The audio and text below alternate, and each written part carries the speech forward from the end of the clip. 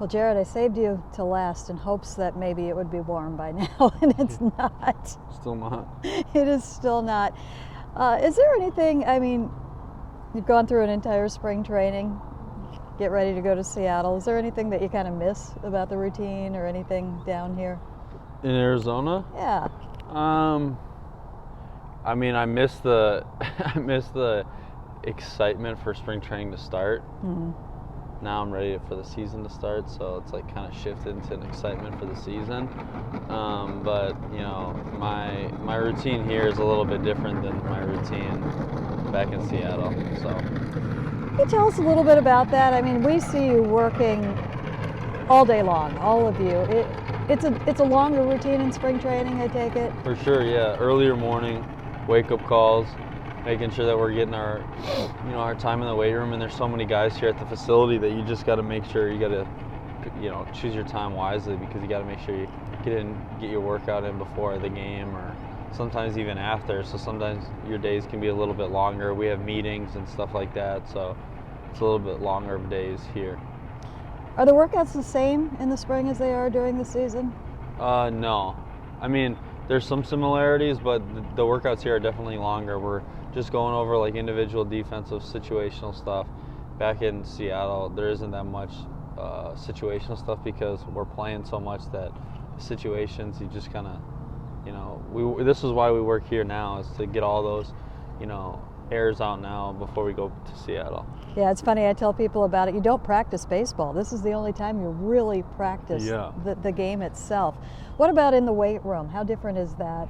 Yeah, well, like, obviously we got a big, long season ahead, so you don't want to, fry yourself out in the weight room too much, but you still want to make sure that you're getting to the weight room to get some blood flow through your body, making sure the muscles just maintain what you worked on all off season. So for me, my routine in the weight room is about the same here as it is in Seattle, but not a lot of heavy lifting, just because you don't want to wear your body down. Has that changed at all in the last few years for you? Not necessarily, but I just a little bit more smarter, I think, about what I'm lifting and how much I'm lifting, just because, like I said, it is a long season, and the game will wear your body out. You don't need any help with that. So you just kind of get yourself in a position where your body's ready to go for the night. Was that an eye-opener? Oh yeah, for sure. But it's all part of it. Like everybody learns that, sooner rather than later. I've been curious. I probably should have asked you this off mic, but I'm sure others are. How much did you play in high school, or in your high school years? A lot. I mean, we played I played on 2, sometimes 3 different travel ball teams, so I was playing all over. I was playing just about every day then.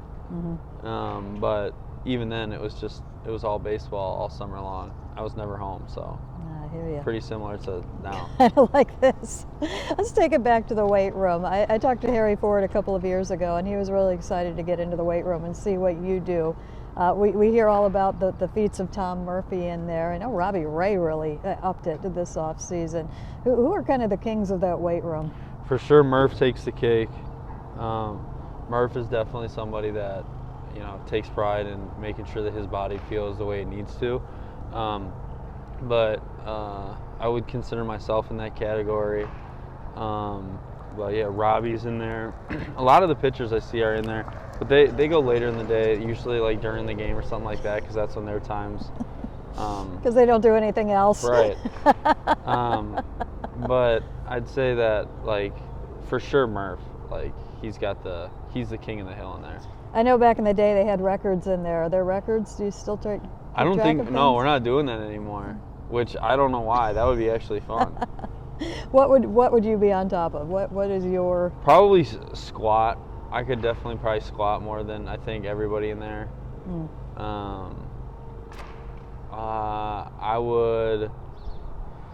I definitely think I could power clean more than anybody in there.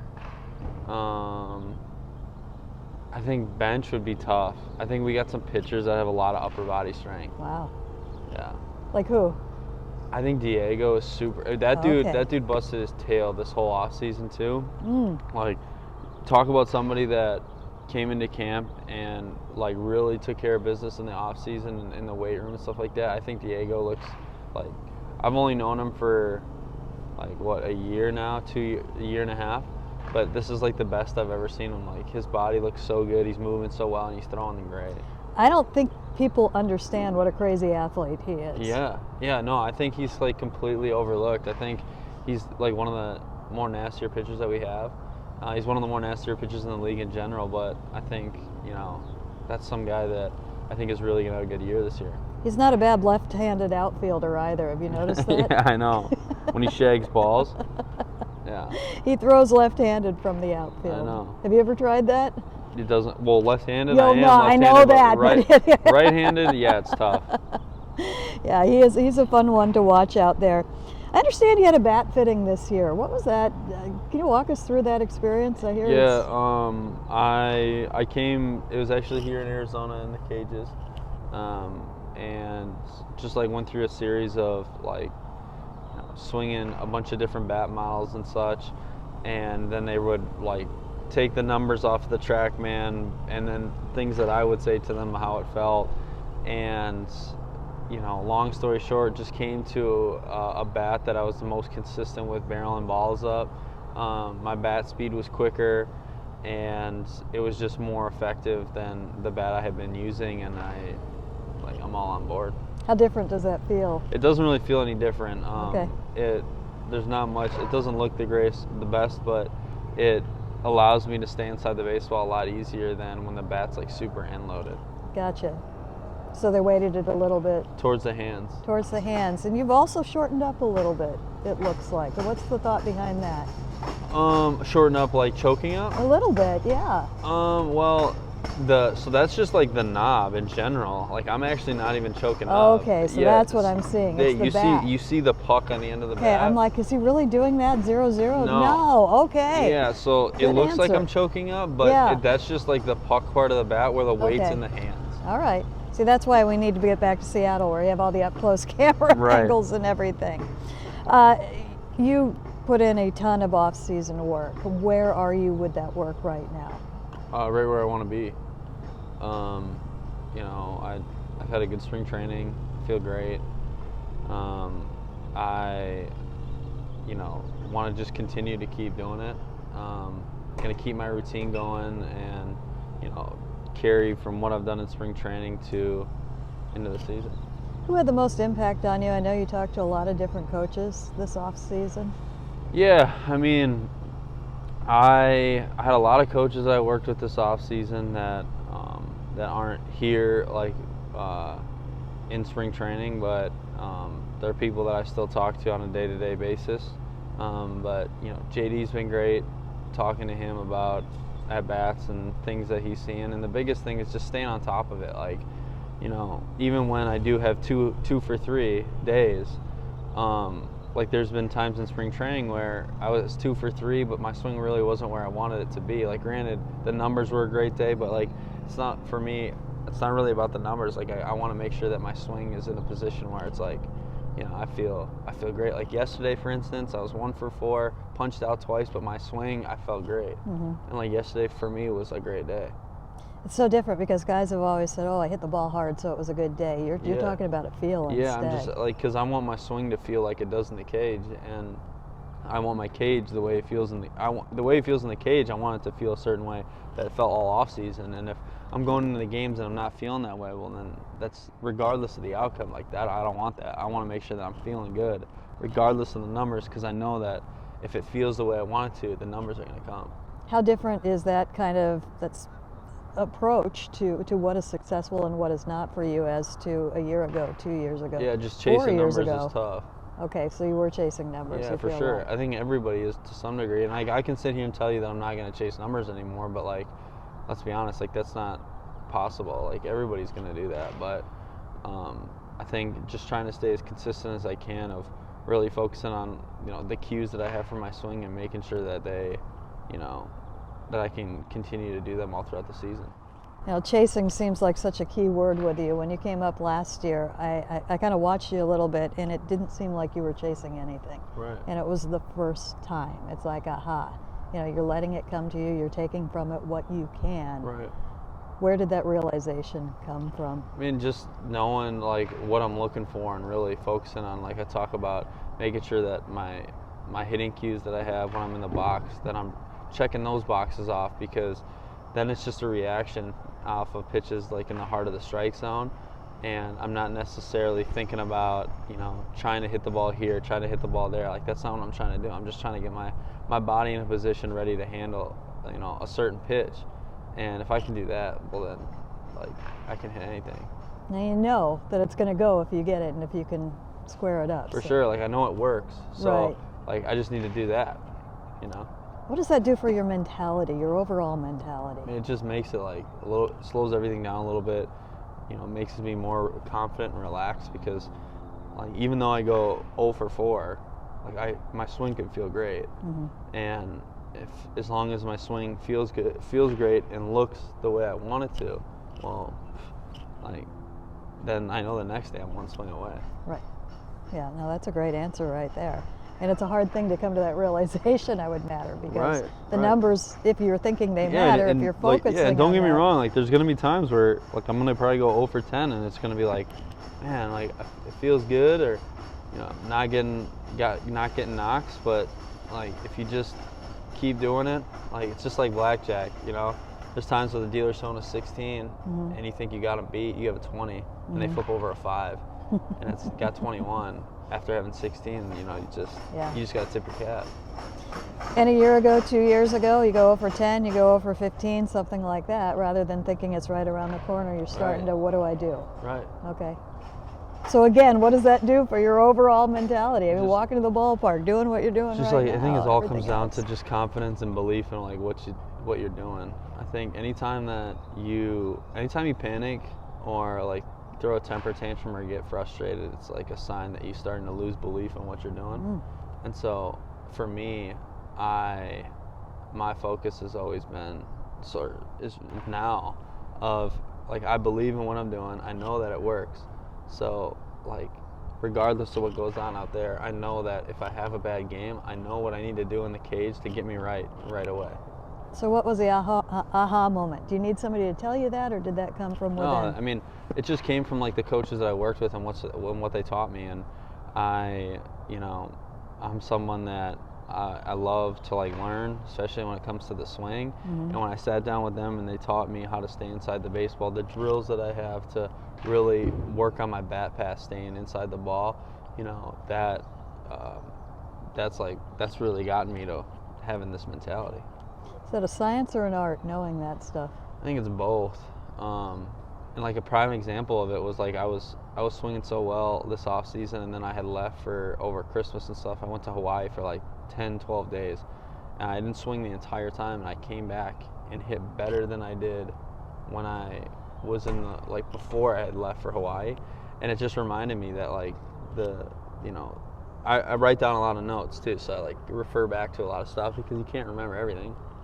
And I went back, like reviewed some of the notes that I'd had before I went to go swing, and we did the drills that I had done all through pre-Hawaii trip, and my swing went nowhere.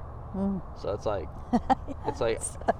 yeah, like just because you go 0 for 4, 0 for 8, or 0 for 10, your swing just doesn't disappear. And right now it isn't like yeah, I've had a great spring, and it isn't like my ability, like I just got better. Like that's just not, like, yeah, I mean, I think to some degree we all get better, like they say 1% better every day, but I learned a lot this year and taken my ability to like a little bit more of the next level, I feel like. Might be a little different when you're 19, 20, 21, 22, 23. For sure. And you maybe can get 2, 3 and whatnot. You're picking up all that stuff. So what's it like? I mean, that's one of the things I love, is that when you talk to a more veteran player and they talk the swing, and to understand that.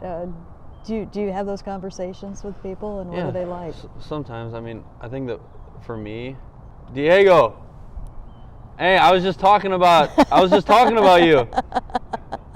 Best looking guy on the team. My goal this off season was that I wanted to learn from like the best like hitting guru that I could find, and I wanted to learn so much about the swing and how it works that I could teach it. Like, that was big for me, because I knew that they weren't always going to, I'm not always going to, nobody, it's me and the pitcher in the box at the end of the day, and I got to be able to make the adjustment the next pitch.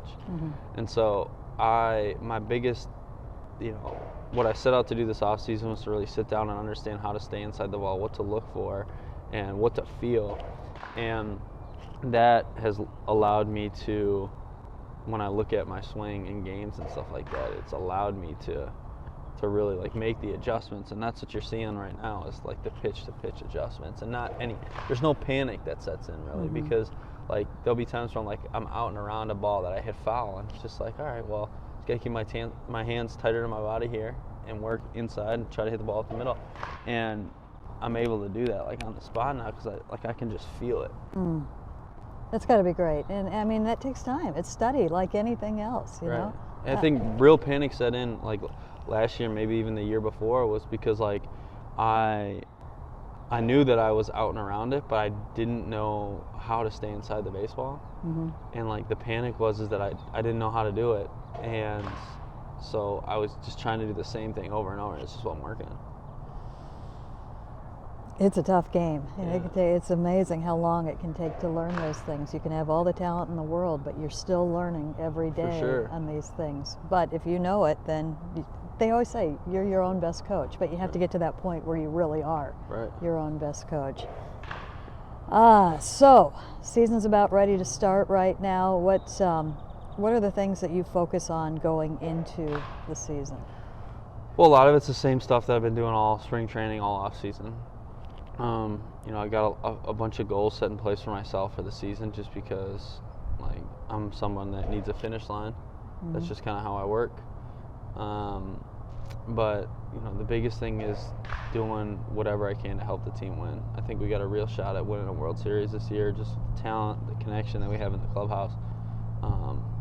So I'm going to need to contribute just as much as the next guy for it to be a possibility. I love that you say that now. You said that when you came up late last year, and I was wondering at the time, and it was, I'm just here to do whatever I can to help the team win. And you hear that all the time, and I understood that to mean that that means stealing a base, great play in the outfield. It doesn't just have to be a 500-foot bomb or anything like that. But when you said it, I had to kind of sit back and watch a little bit. Well, did somebody not necessarily tell you to do that, but they're like, hey, Jarred, this is how you can best help. And after a little while, I realized, nope, he means that he's internalized that. And that seemed like a little bit of a switch. Like, it really did sink in with you that you could go 0 for 4 and make a terrific catch, and you've contributed to a big league team winning a game. What was the moment where you really kind of finally understood that? Just when I saw that it was right there on the table for us, that all we had to do was basically put one foot in front of the other the rest of that season last year to get to the playoffs. And when I had gotten called back up, I was like, my season didn't go the way I wanted it to, but like, it's not about me. It's about all the guys in this clubhouse, all the players in this organization. That's what it's about. So I was like, I got to put me aside. I'll handle myself in the off season, and that's it. I put all that aside, and I was like, I'm just going to be here. I'm going to do whatever I can. You put me in left, right, center, doesn't matter, and I'll get the job done. What's it mean to you to be a part of a team? I mean, it's everything. I mean, after the season was done, like, granted, I think we all needed a break. Ended earlier than we'd like, but a week and a half, 2 weeks into the off season, I can speak on behalf of myself that like you miss coming in and like seeing the guys, and like that's what you do it for, like that's what's going to make us win a ton of games this year and potentially win a World Series, is because we do it for the guys in the clubhouse. Jarred, we see it every day, and it's just great to see where you're at right now. Thank you. Yeah, of course.